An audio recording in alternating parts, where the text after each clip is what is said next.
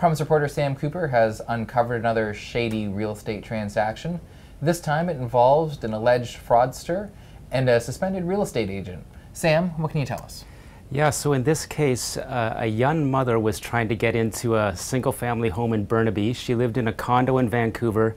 She was rejected on her mortgage application by her bank because she didn't have enough income.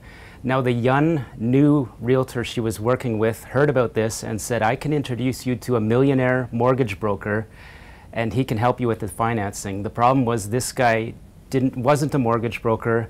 The realtor went along with a scheme, allegedly, the real estate council found, and they basically got her to give a $100,000 bank draft to help her mortgage get going. It actually ended up in the account of this young realtor and started flowing out in bank drafts through currency exchanges. The short story is that the council has decided, based on evidence, to give this woman her money back, $70,000, because her losses were due to this young realtor by the name of Deshane Wan. Okay, now this seems like an isolated incident. Is there potential that this may be happening on a broader scale? In this case, the BC's Registrar of Mortgage Brokers issued an urgent cease and desist order saying that the mortgage broker involved, Ayaz Danani, could not represent himself as a mortgage broker.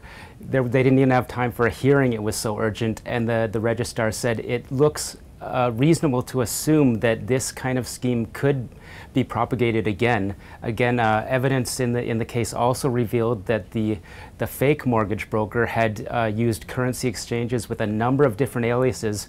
So the concern is there from regulators that this isn't just a one-off or a two-off, but it could have been repeated. Okay, now is there anything that consumers can do to protect themselves here? Well, first of all, I guess I'd like to say that Vancouver's market is so unaffordable that we have young people trying to get into financing that they can't afford in the first place. In this case, an alleged innocent victim tried to get herself, her retired parents, and her daughter into a single-family home.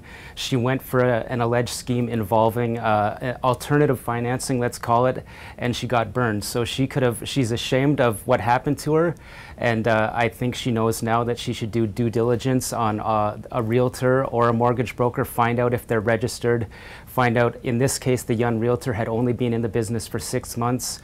In this case, allegedly, they were both very sharply dressed. They both put out the image that they were worth a lot of money and she had nothing to fear from them because they had so much money.